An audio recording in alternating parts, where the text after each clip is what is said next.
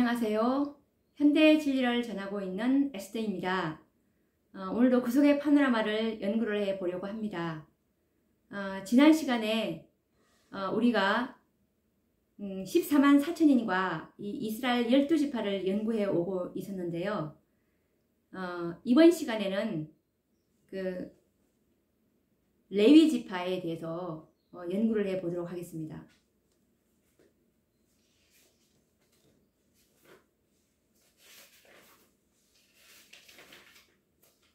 이 레위는 야곱과 레아의 그 세 번째 아들입니다. 그리고 이 레위 지파를 상징하는 보석은 따로 없습니다. 그것은 왜 그러냐면 이 레위 지파가 하나님의 특별한 사명인 이 성소 봉사자들로서 구별되어 있었기 때문에 기업도 없었고 일반 백성들에게서 제외된 지파였죠. 그리고 단 지파가 12지파에서 제외되고 14만 4천인의 특권을 상실함으로 인해서 레위 지파가 그 자리를 대신하게 되었는데, 이 레위 지파는 하늘 성전에서 봉사할 그 레위인들로서 곧 이들은 14만 4천인을 상징하는 지파라고 할 수 있습니다. 이 14만 4천인이 영적 실제적인 레위 지파라는 사실은 얼마나 놀라운 일입니까? 계시록 7장 15절을 보시면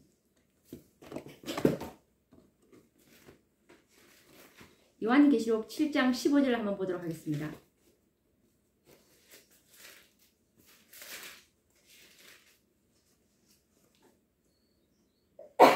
죄송합니다.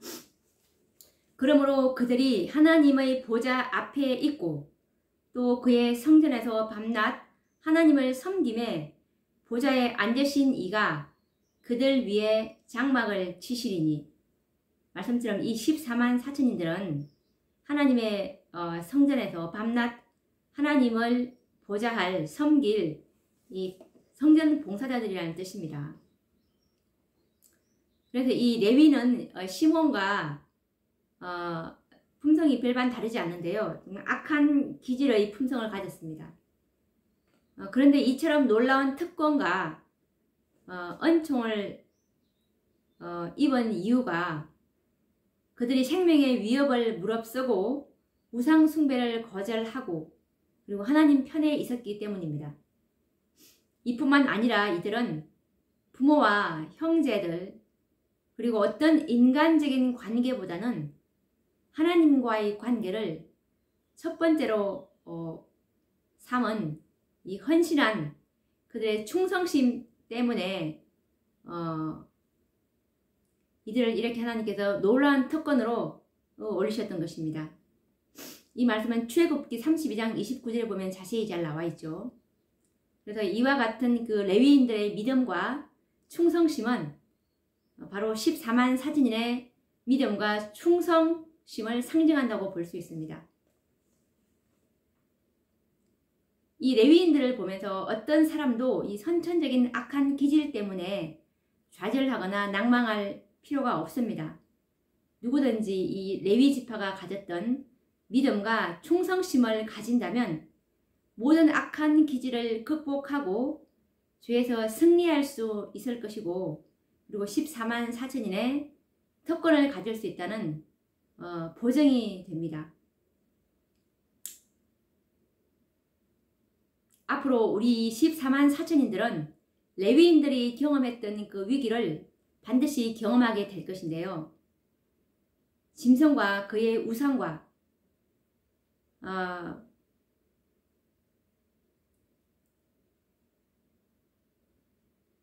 접전할 자들로서 반드시 이들은 짐승과 우상을 섬기도록 강요받을 것입니다.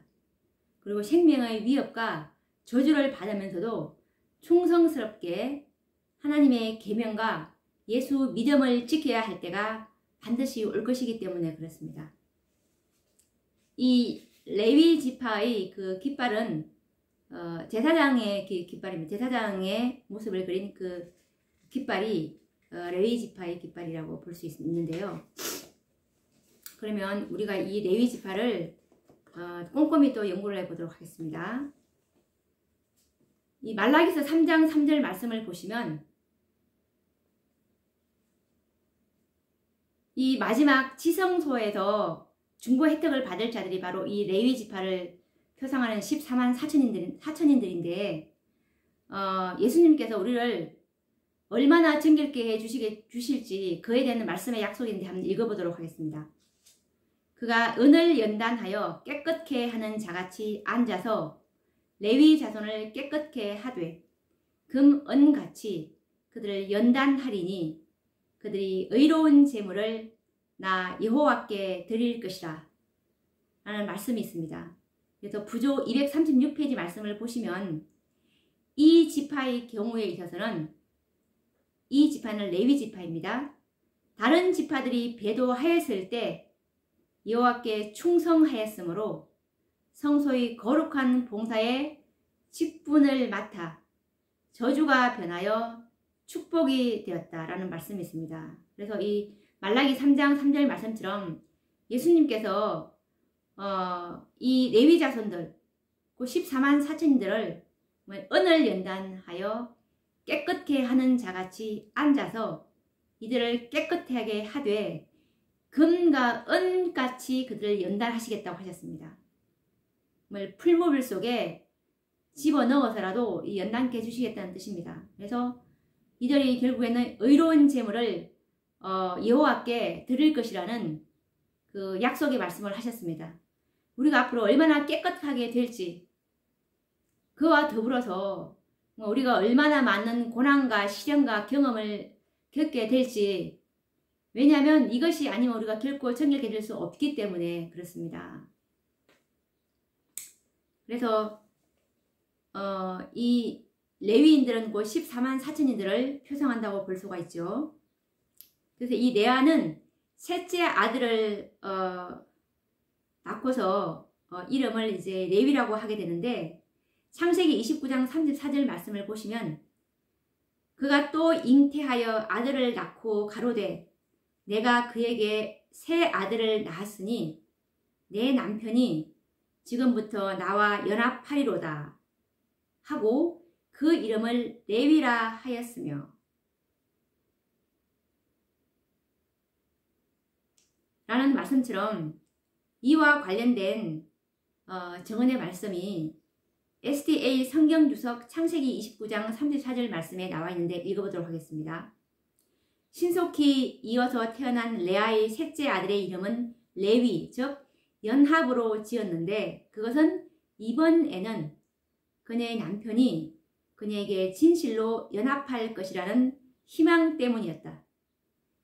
동양의 규방에서는 후사가 될 사내 아이의 어머니가 가장 큰 존경을 받았다. 레아는 왜 야곱이 임산치 못하는 그녀의 동생인 라헬로부터 자기에게로 돌아서지 않는지 이해할 수 없었다. 라는 말씀에서 이 레위를 낳고 남편의 사랑을 얼마나 갈구했는지 알 수 있을 것 같습니다. 그래서 새 아들을 낳았지만 이렇게 그 사랑을 가져올 수 없었죠. 그래서 이 레아는 셋째 아들을 낳고 이 연합이라는 의미의 이 레위라는 이름을 짓게 되었는데, 야곱은 정말 말년에 이 레위에게 어떻게 예언했는지 한번 성경 말씀을 읽어보도록 하겠습니다. 창세기 49장 5절과 7절 말씀입니다. 시몬과 레위는 형제요 그들의 칼은 잔해하는 기계로다. 내 혼아 그들의 모의에 상관하지 말지어다. 내 영광아 그들의 집회에 참여하지 말지어다. 그들이 그 분노대로 사람을 죽이고 그 혈기대로 소의 발목 힘줄을 끊었음이로다. 그 노염이 혹독하니 저주를 받을 것이요 분기가 맹렬하니 저주를 받을 것이라. 내가 그들을 야곱 중에서 나누며 이스라엘 중에서 흩으리로다. 라는 말씀에서 이 둘째 아들인 이 시몬과 레위는 다 같이 정말 잔이하는 기계로서 그들이 정말 자제력을 개발하지 못하고 그 분노대로 사람을 죽이고 혈기대로 소위 발목 힘줄을 끊고 그 노염이 혹독하고 분기가 맹렬하다는 그들의 품성을 잘 설명하고 있죠. 타고난 본성이 이렇다는 뜻입니다. 그렇게 해서 이제 이 야곱이 이 레위를 이스라엘 중에서 흩으리로다. 이렇게 예언이 성취가 되었죠. 그래서 이 레위 지파는 이스라엘 12지파 중에서 그 기업을 얻지 못했죠.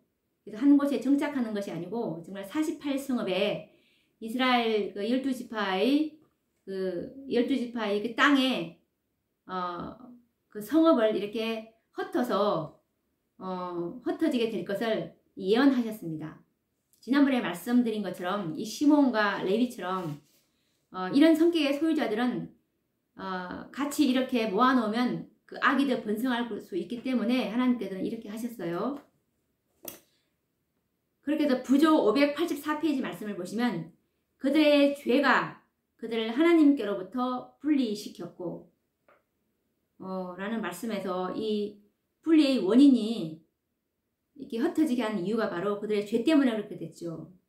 그래서 부조 458페이지 말씀을 보시면 그리스도께서는 우리에게 이 세상이나 세상에 있는 것들을 사랑치 말라. 누구든지 세상을 사랑하면 아버지의 사랑이 그 속에 있지 아니하다라고 말씀하신다. 세상과 벗된 것이 하나님의 원수임을 알지 못하느뇨? 그런즉 누구든지 세상과 벗이 되고자 하는 자는 스스로 하나님과 원수되게 하는 것이니라. 그리스도를 따르는 자들은 죄인들과 분리되어야 하며 그들을 위하여 선을 행할 기회가 올 때에만 그들과 교제하도록 선택할 것이다. 우리는 우리를 하나님께로부터 떠나게 하는 가마를 끼치는 자들과의 교제를 피하려고 아무리 굳게 결심하여도 그 결심이 지나치지 않다. 우리를 시험에 들게 하지 마옵소서라고 기도함과 동시에 우리는 될 수 있는 대로 시험을 피하여야 한다. 라는 말씀처럼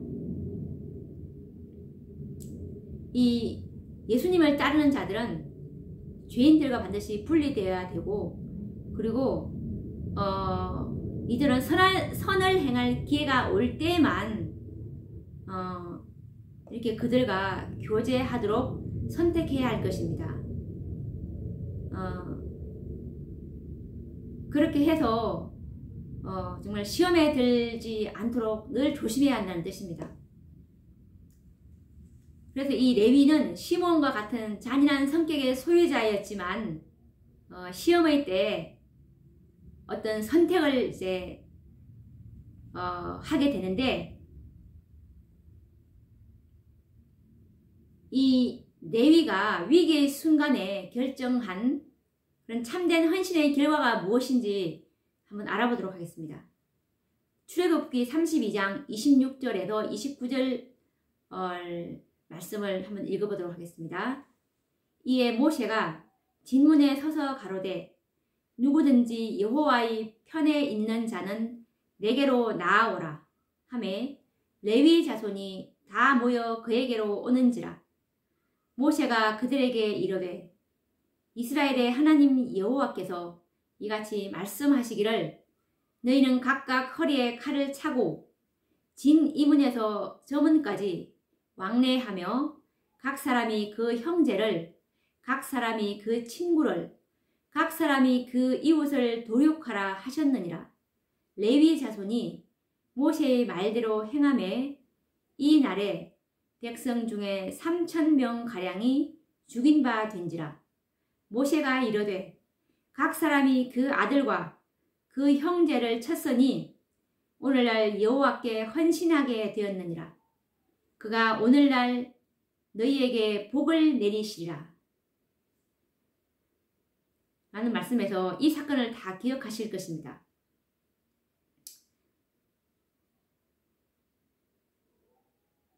네, 모세가 이제 10계명을 받으러 이제 시내산에 올라가게 되었죠. 그때 이제 그 이스라엘 백성들의 그 우상 숭배로 인해서 금송아지를 이제 섬기게 금송아지를 이제 세워서 우상을 숭배하는 그런 상황에서 이제 모세가 이렇게 하나님 여호와의 편에 있는 자는 내게로 나아오라. 그렇게 함으로 해서 이제 레위 자손이 다 모여서 이제 이 모세에게로 오는 장면이고, 그렇게 해서 이제 모세가 그들에게 명령을 하게 됩니다. 이제 칼을 차고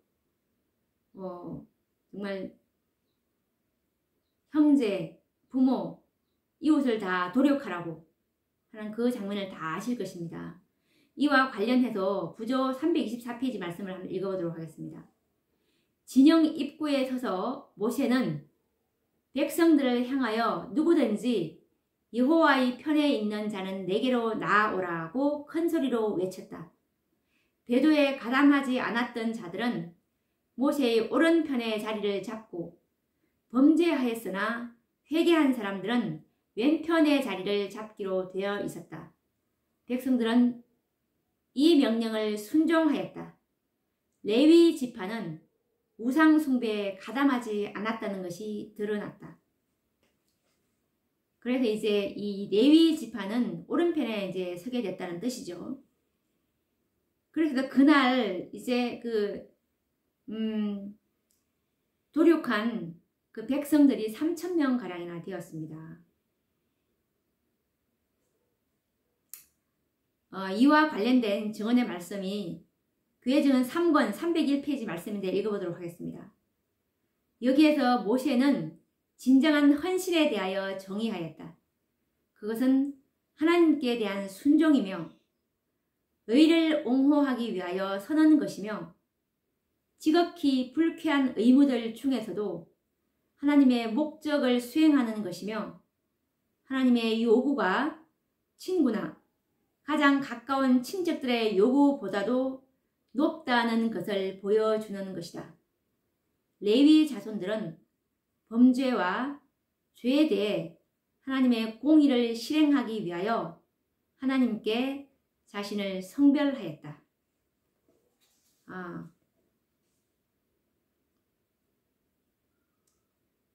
정말 우리가 여기서 우리의 모든 표준은 하나님의 말씀입니다. 우리의 감정은 너무 잔인하다라는 생각을 인간적인 그 성정으로는 그렇게 생각할 수도 있습니다.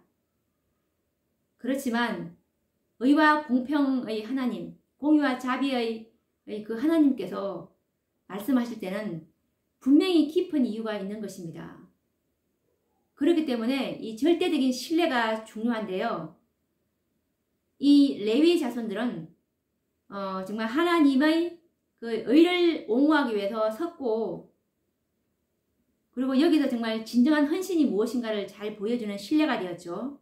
그래서 정말 불쾌한 의무들 중에서도 하나님의 목적을 수행하는 것이고, 그리고 하나님의 요구는 정말 친구, 친척, 부모들 요구보다도 높다는 것을 보여주는 것이 되겠습니다. 그렇기 때문에 이 레위 자손들이 이렇게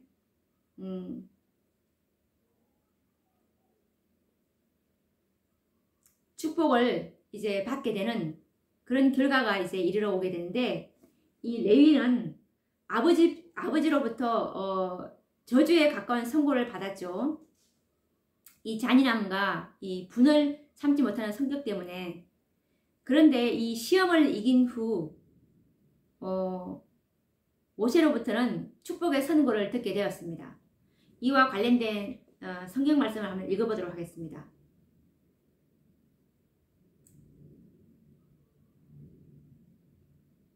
신명기 33장 8절에서 11절 말씀입니다. 레위에 대하여는 일렀으되 주의 둠밈과 우림이 주의 경건한 자에게 있도다.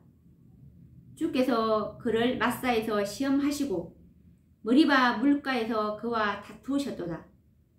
그는 그 부모에게 대하여 이르기를 내가 그들을 보지 못하였다 하며 그 형제들을 인정치 아니하며 그 자녀를 알지 아니하는 것은 주의 말씀을 준행하고 주의 언약을 지킴을 인함이로다.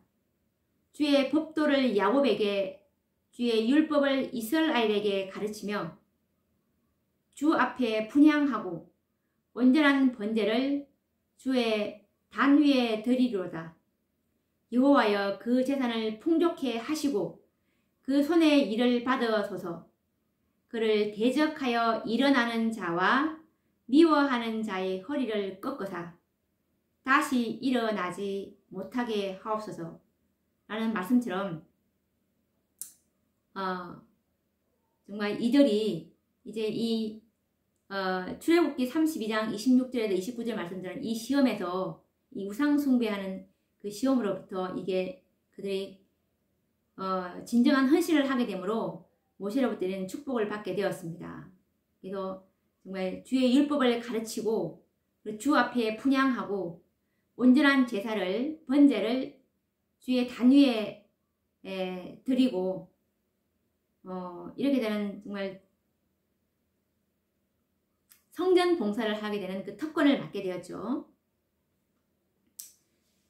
그렇게 해서 이제 부조 350페이지 말씀을 보시면 하나님의 명령으로 레위 족속은 성소 봉사를 위하여 구별되었다.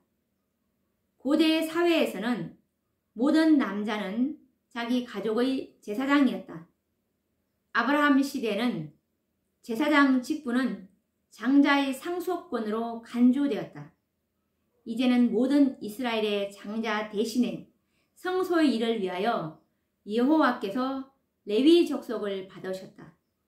하나님께서 이런 현저한 명예를 그들에게 주심으로 이스라엘 백성이 금송아지를 섬기는 일로 배교했을 때 그들이 하나님을 섬기는 일을 고수하고 당신의 형벌을 집행하는 일에 있어서 그 나타낸 성실성을 인정하신다는 것을 나타내셨다. 이렇게 해서 이제 이들의 헌신 때문에 정말 모든 이스라엘 백성들이 금송아지를 섬기는 그 일로 배교했을 때 그들은 정말 하나님을 섬기는 일을 고수하고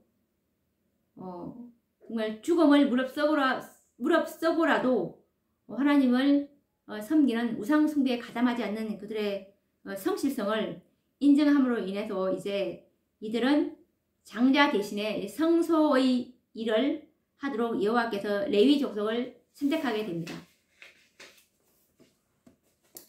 그래서 이 레위 지파는 정말 하나님께로부터 이 신성한 이 직분을 받게 되었는데 민수기 1장 50절 51절 말씀을 읽어보도록 하겠습니다. 그들로 증거막과 그 모든 기구와 그 모든 부속품을 관리하게 하라. 그들은 그 장막과 그 모든 기구를 운반하며 거기서 봉사하며 장막을 운반할 때에는 레위인이 그것을 걷고 장막을 세울 때에는 레위인이 그것을 세울 것이요 외인이 가까이 오면 죽일지며 라는 말씀처럼 이렇게 성소 봉사를 위해서 이렇게 구별되었습니다. 교회정은 3권 345페이지 말씀을 보시면 하나님께서는 레위인들을 영화롭게 하사 회막에서 봉사하도록 하셨는데 이것은 그들이 금송아지를 만들고 경배하는 일에 전혀 참가하지 않았으며 우상 숭배자들에 대하여 하나님의 명령을 시행하는 일에 충성되었기 때문이다.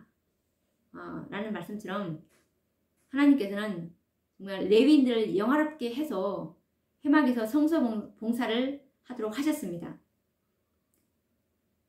왜냐하면 그들이 금송아지를 만들고 경배하는 일에 전혀 참가하지 않았고, 그리고 정말 우상 숭배자들에 대해서 하나님의 명령을 시행하는 일에 충성되었기 때문입니다.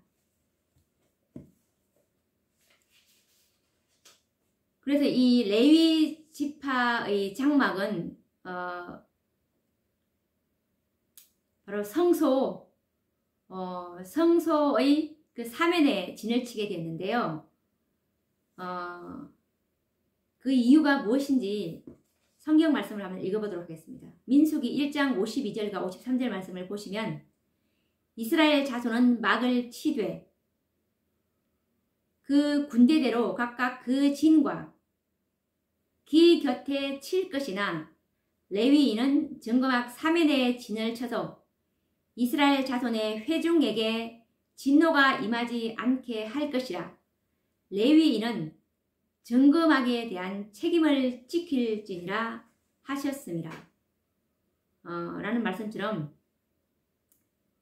이 이스라엘 자손은 막을 치되 그 군대대로 각각 그 진과 그 귀에 칠 것인데, 레위는 어디 있으면 증거막 사면에 진을 쳐서 이 진을 치는 이유가 바로, 증거막 사면에 진을 치는 이유가 이스라엘 자손의 회중에게 진노가 임하지 않도록, 그리고 이 레위인은 증거막에 대한 책임을 지킬지니라 라고 하셨다고 합니다. 이것이 무슨 의미냐면, 이 레위인들은 14만 4천을 표상을 하는데, 계시록 7장에 보시면, 계시록 7장은 구원받는 두 무리가 나옵니다. 첫 번째 그 무리가 계시록 7장 1절에서 8절을 보시면 14만 4천에 대한 무리가 나오죠. 그리고 그 다음에 무리가 헤일 수 없는 큰 무리가 나옵니다. 그런데 이 14만 4천의 무리가 먼저 나오는 이유가, 사실은 이 헤일 수 없는 그 무리의 인침이, 이들은 아담 이후부터 안식일의 빛이 오기 전에 구원받을 수, 안식일의 빛을 깨닫지 못한, 그 빛이 왔을 때 빛을 깨닫지 못한 자들의 구원이거든요. 그리고 이 14만 4천의 구원은 안식일의 빛, 즉 셋째 천사의 이 기별이 빛이 왔을 때 1844년도에 예수님께서 지성소에 들어가심으로 인해서 이 하나님의 계명, 특히 넷째 계명이 유난히 반짝거리는 이 시험의 빛을 주셨는데, 이 안식일의 빛이 시험의 빛이었습니다. 이 빛을 깨달은 자들에게 치는 이 살아계신 하나님의 인을 받을 자들이 바로 14만 4천인들이고, 이들의 자격은 그리스도의 품성을 가진 자들이 이 14만 4천인들인데, 왜냐하면 이들은 어린 양의 신부가 될 자들로서 하나님의 그 도성을 채울 자들입니다. 예루살렘 도성에서 기가할 자들로서 성전에서 봉사할 자들인데, 이들이 이 14만 4천인들이 나타나지 않으면, 하나님의 율법을 지킬 수 있다는 그 증거가 나타나지 않으면, 이 헤일 수 없는 큰 무리들, 아담 이후부터 잠든 그리스도인들, 이 안식일의 빛을 깨닫지 못한 이 자들은 부활을 할 수가 없습니다. 왜냐하면 이 사탄은 하나님의 율법을 지킬 수 있다는 그 증거, 14만 4천의 수가 채워지면 이 구속사업은 끝나기 때문에 대쟁투가 그렇게 끝이 나는 거거든요.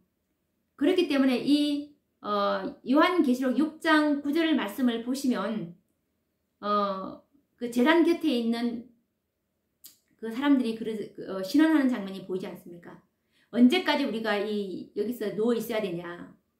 그러니까 예수님께서 그들의 수가 차기까지 하라 하시더라 라는 그 말씀처럼 14만 4천의 수요가 나타나지 않으면 이 죽은 자들의 부활은 없습니다. 헤일 수 없는 큰 무리의 부활은 없기 때문에, 그래서 이들이 바로 민수기 1장 52절 53절 말씀처럼 이스라엘 자손의 회중에게 진노가 임하지 않게 할 것이라는 것이 바로 이와 관련된 표상이 말씀입니다. 그렇기 때문에 정말 이 14만 4천의 사명은 바로 예수님의 사명과 똑같은 사명으로서 속죄사업을 하는 사명입니다. 우리가 사명을 다하지 못하면 이 많은 죽은 그리스도인들은 부활을 할 수가 없거든요. 그래서 우리는 정말 예수님처럼 매 순간순간 정말 그분의 능력을 힘입지 않으면 우리는 실수할 수 있다는 것을 깨달아야 되고, 그리고 정말 한 번도 실수하면 안 됩니다. 이제 그렇기 때문에 늘 우리가 이 사명을 깊이 깨달으셔야 되고, 늘 항상 예수님처럼 그걸 어깨에 짊어지고 가야 될 그런 분들이 바로 이 14만 4천인들인 것입니다. 그리고 이 레위 자손들에게서 태어난 특출한 인물들을 한번 살펴보도록 하겠습니다. 출애굽기 2장 1절 말씀을 보시면, 출애굽기 2장 10절 말씀을 보시면, 그 아이가 자라매 바로의 딸에게로 데려가니 그의 아들이 되니라. 그가 그 이름을 모세라 하여 가로되 이는 내가 그를 물에서 건져내었음이라 하였더라. 라는 말씀처럼 이 모세가 바로 이 레위 자손이죠. 그리고 살아남은 이들 106페이지 말씀을 보시면, 애굽 왕은 남자가 나거든 너희는 그를 하수에 던지고 여자여든 살리라 고 말하였다. 이 가혹한 명령이 한창 세력을 떨치고 있을 때 모세가 출생하였다. 그의 모친은 그를 안전하게 숨길 수 있을 때까지 숨기다가 마침내 갈대로 작은 상자를 만들었다. 물이 그 작은 상자에 들어오지 않도록 타마유를 칠한 후에 그 상자를 가져다가 냇가에 두고 모세의 누이는 아무 일도 없는 듯이 물가에 머물러 지키고 있었다. 그 누이는 어린 동생에게 무슨 일이 일어날지 보고 싶어 지키고 있었다. 사랑이 깊은 어머니의 눈물과 간절한 기도로서 하나님의 보호에 맡기고 갈대밭 사이에 갖다 놓은 가엾은 유아에게 아무 해도 미치지 못하도록 천사도 역시 지키고 있었다. 라는 말씀이 있습니다. 그리고 살아남은 이들 107페이지 말씀을 보시면 모세의 어머니는 여기에 그치지 않고 자기 아들을 부패한 세태 속에서 지켜주시기를 하나님께 간절히 기도하였다. 그 어머니는 그 아들에게 하나님, 곧 살아계신 하나님께 기도하라고 가르쳤다. 이는 하나님만이 위급할 때 소원을 들어주시고 도와주실 수 있기 때문이다. 그 모친은 또한 우상 숭배는 죄라는 인상을 그에게 심어주기 위해 애썼다. 라는 말씀입니다. 이 모세의 부모님이 얼마나 신실했는지 알 수 있겠죠. 그리고 이 모세의 형제인 아론, 이 아론은 우유부단한 성격의 소유자였지만 정말 마지막에는 하나님의 영광을 옹호하면서 승리로 생애를 마치게 되는데, 그와 관련된 증언의 말씀을 읽어보도록 하겠습니다. 출애굽기 32장 21절에서 25절 말씀입니다. 모세가 아론에게 이르되 이 백성이 내게 어떻게 하였기에 내가 그들로 중죄에 빠지게 하였느뇨. 아론이 가로되 내 주여 노하지 마소서. 이 백성의 악함을 당신이 아나이다. 그들이 내게 말하기를 우리를 위하여 우리를 인도할 신을 만들라. 이 모세 곧 우리를 애굽 땅에서 인도하여 낸 사람은 어찌 되었는지 알 수 없노라 하기에 내가 그들에게 이르기를 금이 있는 자는 빼어내라 한즉 그들이 그것을 내게로 가져왔기로 내가 불에 던졌더니 이 송아지가 나왔나이다. 모세가 본즉 백성이 방자하니 이는 아론이 그들로 방자하게 하여 원수에게 조롱거리가 되게 하였습니다. 라는 말씀이 있습니다.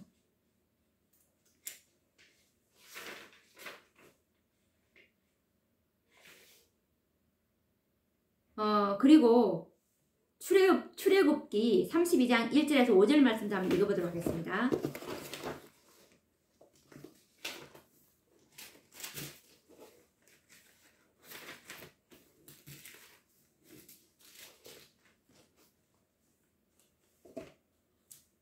백성이 모세가 산에서 내려옴이 더딤을 보고 모여 아론에게 이르러 가로되 일어나라 우리를 인도할 신을 우리를 위하여 만들라.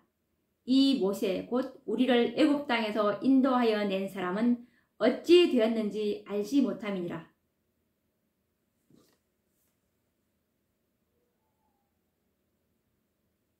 아론이 그들에게 이르되 너희 아내와 자녀의 귀에 금고리를 빼어 내게로 가져오라. 모든 백성이 그 귀에서 금고리를 빼어 아론에게로 가져오매 아론이 그들의 손에서 그 고리를 받아 부어서 각도로 새겨 송아지 형상을 만드니 그들이 말하되 이스라엘아 이는 너희를 애굽 땅에서 인도하여 낸 너희 신이로다 하는지라. 아론이 보고 그 앞에 단을 쌓고 이에 공포하여 가로되 내일은 여호와의 절일이니라 하니. 그리고 이 레위기 10장 1절에서 7절 말씀도 한번 읽어보도록 하겠습니다. 레위기 10장 1절에서 7절입니다.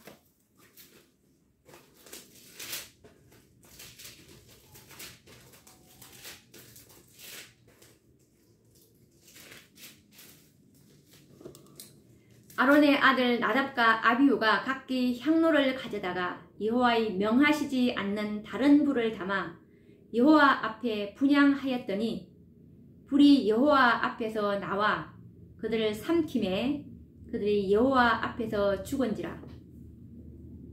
모세가 아론에게 이르되 이는 여호와의 말씀이라 이러시기를 나는 나를 가까이 하는 자 중에 내가 거룩하다 함을 얻겠고 온 백성 앞에 내가 영광을 얻으리라 하셨느니라.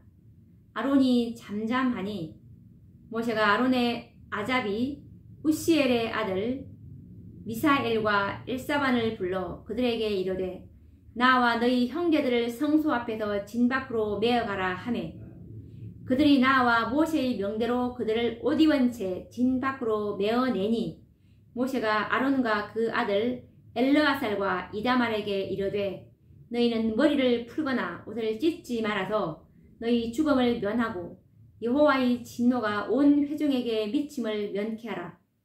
오직 너희 형제 이스라엘 온 족속이 여호와의 치신 불로 인하여 설파할 것인가. 여호와의 관유가 너희에게 있은즉 너희는 회망문에 나가지 말아서 죽음을 면할지니라. 그들이 모세의 명대로 하니라. 라는 말씀을 우리가 지금 쭉 읽어보았습니다. 정말 이와 관련된 그 증언의 말씀이 교회 증언 3권 295페이지 말씀이 있는데 이 아론의 아들들이 저들의 식욕이 술로 방탕하게 되었으므로 그 흥분시키는 자극 아래 있는 동안에 저들의 이성은 흐려졌고 그들은 신성한 것과 속된 것의 차이를 구분할 수 없었다. 하나님께서 분명히 지시하신 것과는 반대로 그들은 신성한 불 대신에 속된 것을 바침으로 하나님께 수치를 돌렸다. 하나님께서는 저들에게 진노하셨다. 불이 그분의 존전으로부터 나와서 저들을 죽였다. 아론은 인내와 겸손한 굴복으로 이 혹심한 시련을 견뎠다. 슬픔의 예리한 고뇌가 그의 영혼을 짓눌렀다. 그는 자기가 의무를 태만히 한 것을 깨달았다. 그는 지극히 높으신 하나님의 제사장으로서 백성의 죄들을 위해 대속하는 자였다. 말씀처럼 정말 아론의 그 아들들이 이 신성한 불 대신에 이 속된 것을 바침으로 인해서 이렇게 죽임을 당하게 되는데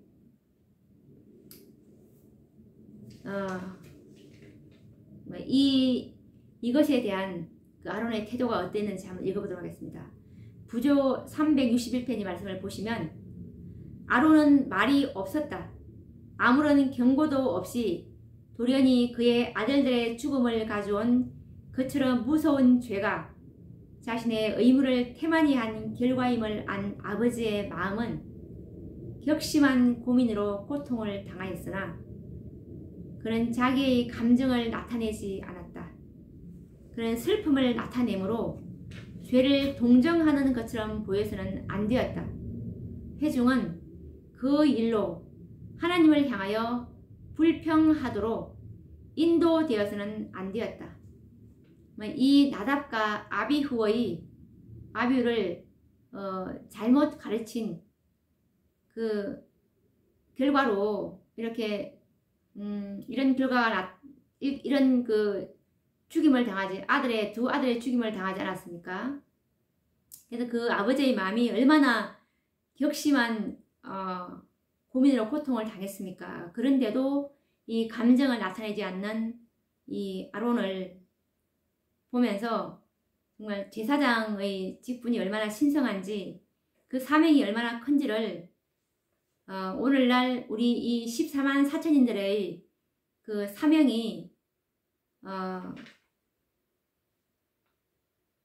우리의 이 모든 말과 행동 그리고 표정까지도 우리는 온 우주 거민들과 이 세상 사람들의 지금 구경거리가 되고 있기 때문에 그리고 악한 천사들의 구경거리가 되고 있기 때문에 정말 하나님을 대표해서 서야 될 자들로서 우리가 얼마나 이 정말 감정을 자제해야 될지를 생각해 볼 수 있는 그런 말씀입니다. 그렇게 해서 이제 이 정말 이 말라기 선지자가 레위 자손을 깨끗게 해주시겠다고 약속을 하셨지 않았습니까? 이 말라기 3장 3절 말씀처럼 그래서 금은같이 그들을 연단해 주시겠다고 하셨습니다.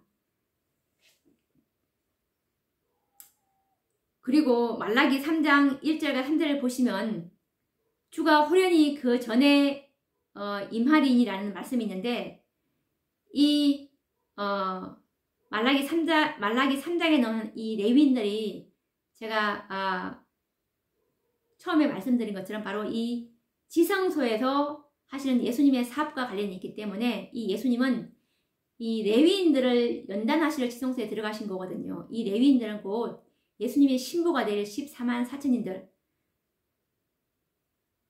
앞으로 이 수도가 될 이 새하늘과 새 땅에 내려올 예루살렘 도성에 기거할 신부들입니다.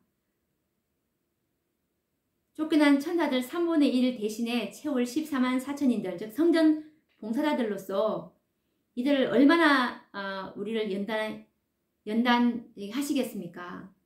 우리가 천사들보다도 더 품성이 좋게 만들어 주겠다고 하셨는데 예수님의 품성으로 만들어 주시겠다고 하지 않았습니까?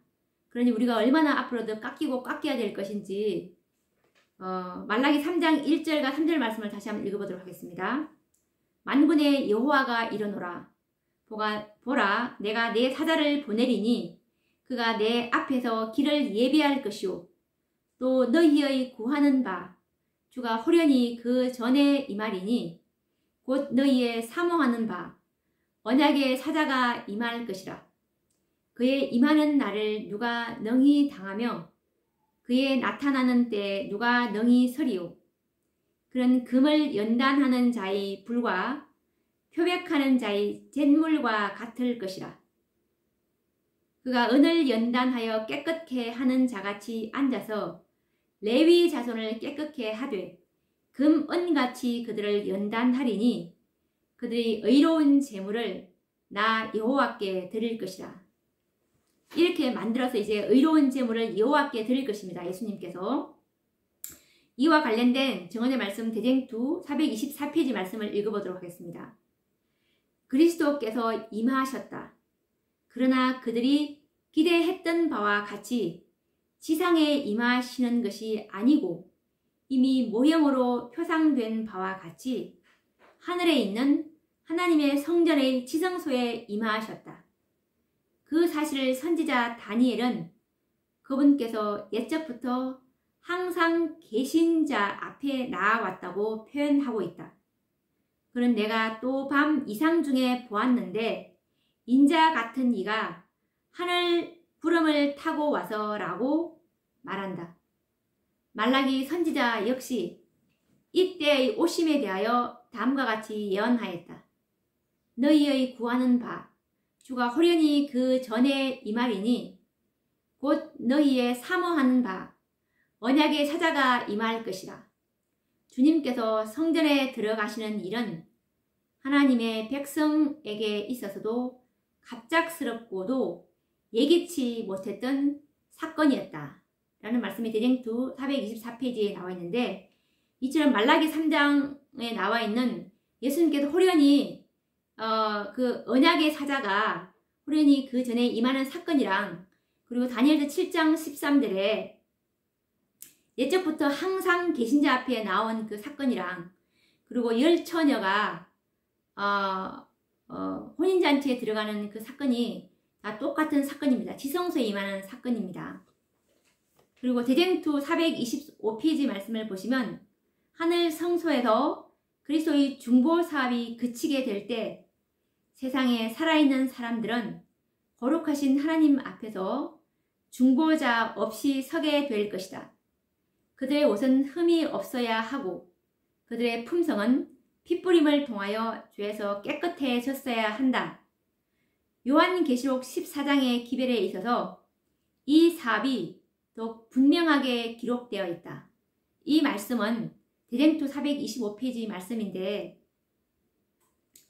예수님의 중보 사업이 그치게 될 때, 즉 이 레위 자손들이 정말 깨끗하게 될 때 14만 4천인들이 그 수요가 다 그 죄의 도마를 받게 될 때, 이들이 바로 흠과 점이 없는 14만 4천인들을 만들어내는 것이 바로 계시록 14장에 있는 세천사의 기별의 그 사업입니다. 이 사업이 끝나게 될 때 예수님께서 지성소에 나오시는 거거든요. 이것은 초기 문집 279페이지에 바로 인치는 그 살아계신 하나님의 인을 치는 셋째 천사가 그 수요가 다 개수가 끝나게 됐을 때 14만 4천의 수요를 다 채웠을 때 그 보고를 하게 됩니다. 서기관의 허리에 먹거릇을 찬 천사가 바로 인치는 셋째 천사인데, 이 천사의 보고가 끝내니까 예수님께서 중보하시던 향로를 내려놓고 이제 중보 사업을 그치게 되고 은혜의 시기가 마친다는 것이 하나님의 구속 사업입니다. 그렇게 구속 사업은 그렇게 끝이 나는 것입니다. 그래서 이 레위 지파는 본성적인 악을 극복하고 승리했고, 그리고 14만 4천인 중에서 이제 1만 2천 명으로서 레위의 이름으로 계수될 것입니다. 이들이 어떤 과정을 거쳐서 이렇게 그 14만 4천인의 명부에 당당하게 들어가는지 한번 알아보도록 하겠습니다. 우선 계시록 7장 7절 말씀은 레위 지파 중에 1만 2천이요 이렇게 계수가 되죠. 승리했다는 뜻입니다. 이제 악한 기들을 승리하게 되므로 이렇게 하늘 도성을 통과하게 될 것입니다. 그럼 이들이 이렇게 악한 기질이 있었지만 어떤 과정을 통과해서 깨끗하게 됐는지 한번 읽어보도록 하겠습니다. 정언보감 1권 425페이지 말씀입니다. 그가 은을 연단하여 깨끗게 하는 자같이 앉아서 레위 자손을 깨끗게 하되 금은같이 그들을 연단하리니 그들이 의로운 제물을 나 여호와께 드릴 것이라. 그때에 유다와 예루살렘의 헌물이 옛날과 고대와 같이 나 여호와께 기쁨이 되려니와 이것이 만군의 여호와께서 시행하실 과정 곧 연단하고 순결하게 하는 과정이다. 이 작업은 영혼에게 가장 고통스러운 과정이지만 오직 이 과정을 통하여서만 더럽고 쓸데없는 불순물이 제거될 수 있다. 우리의 시련은 하늘 아버지께로 우리를 가까이 이끌고 그분의 뜻에 순종하게 함으로 우리가 주님께 의로운 제물을 드릴 수 있게 하는데 모두 필요한 것이다. 그리고 또 이와 관련된 말씀이 증언보감 1권 474페이지 말씀에 있는데 읽어보도록 하겠습니다. 주님께서는 당신의 섭리를 통하여 도덕적 힘을 시험하고 행동의 동기를 드러낼 수 있는 환경으로 사람들을 인도하셔서 그들 속에 있는 옳은 것은 정진하게 하시고 그릇된 것들은 버리게 하신다. 하나님께서는 당신의 종들로 하여금 그들 자신의 마음속에 있는 도덕적 기능을 깨닫게 하신다. 이 일을 성취하기 위해 그분은 흔히 그들을 순결하게 하고자 엄습하는 환난의 불꽃을 허락하신다. 라는 말씀처럼 정말 이 과정이 아니면 우리는 쓸데없는 불순물이 제거될 수 없다는 것을 우리가 정말 아는 것은 특권이겠죠. 환난의 불꽃. 그리고 영문시조 1902년 2월 5일자 말씀인데 읽어보도록 하겠습니다. 연단하는 과정은 인간 본성이 견디기에는 힘든 일이지만 오직 이를 통해서만 품성에서 불순물이 제거된다. 시련의 용광로에서 우리는 그리스도의 형상을 반사하는 것을 방해하는 불순물로부터 정결해진다. 하나님께서는 모든 시련을 측정하시며 모든 영혼을 시험해야 할 용광로를 주목해 보신다. 시련을 통해서 하나님께서는 당신의 자녀들이 완전한 신뢰를 갖도록 인도하신다. 세상에는 너희가 환난을 당하나 그리스도께서는 이것을 너희에게 이름은 너희로 내 안에서 평안을 누리게 하려 함이라고 말씀하신다. 우리가 하나님의 왕국에 들어가려면 많은 환난을 통과해야 한다. 십자가 없이는 면류관도 없다. 시련 없이 주님 안에서 어떻게 강해질 수 있겠는가? 힘을 얻기 위해서 우리는 움직여야 한다. 강한 믿음을 얻기 위해서 우리의 믿음을 행사할 수 있는 환경 속에 놓여져야 한다. 하나님께서는 고난을 통하여 우리 품성 내의 악덕의 중심지를 드러내시는 것은 우리가 하나님의 은혜를 힘입어 우리의 결함을 극복하도록 하기 위함이다. 이제까지 알지 못하였던 자신에 대한 장들이 우리 앞에 펼쳐지고 과연 우리가 하나님의 견책과 권고를 받아들일지의 여부를 알기 위한 시험이 온다. 시련에 부딪혔을 때 우리는 초조히 행하거나 불평하지 말아야 한다. 우리는 반항하거나 그리스도의 손에서 떠나게 될까봐 걱정해서는 안 된다. 우리는 하나님 앞에서 심령을 겸비하게 해야 한다. 자신을 즐겁게 하는 견해로 사물을 보기 원하는 자에게는 주의 길은 분명하지 않다. 그 길은 인간의 성정으로 볼 때 어둡고 기쁨이 없어 보인다. 그러나 하나님의 법도는 자비의 법도요. 그 결국은 구원이다. 라는 말씀에서 오늘 우리가 이 레위지파를 살펴보았는데 정말 이 악하고 분기가 맹렬한 이 레위지파도 승리한 것을 보면서 이렇게 승리했던 그 과정들, 바로 이 시련과 이 연단하는 과정을 거치지 않고서는 이렇게 우리가 정결케 될 수 없다는 것을 알게 되므로 정말 우리가 이 시험과 시련이 올 때는 도리어 기뻐하라는 그 하나님의 말씀의 의미가 더 깊이 마음에 와닿는 것 같습니다. 그래서 정말 인간의 눈으로 볼 때는 이것이 어둡고 기쁨이 없어 보이지만 하나님의 법도는 자비의 법도요. 결국은 구원의 법도라는 것을 다시 한번 더 깨닫게 되었습니다. 오늘 또 그 말씀을 여기서 마치고 다음 시간에 또 찾아뵙도록 하겠습니다. 감사합니다.